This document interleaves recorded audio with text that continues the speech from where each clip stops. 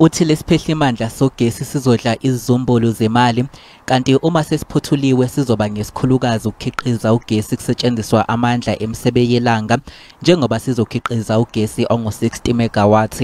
So we are still on track for the 3-year time frame that I have committed to. This is part of that project.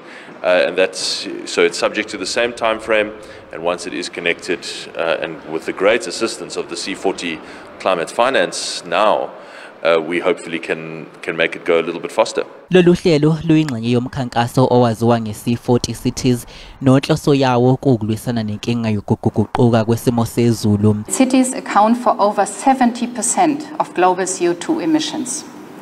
An additional $4 trillion $4 trillion I cannot even imagine how many nils these are, how many zeros, in investment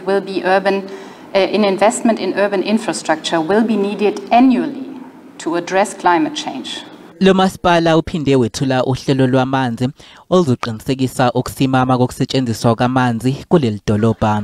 The projects are remarkable as they link green and economic development with clear equity and inclusion principles. The projects will have positive benefits in terms of better water and air quality, resilience of the environment and sustainable communities, energy security and green jobs.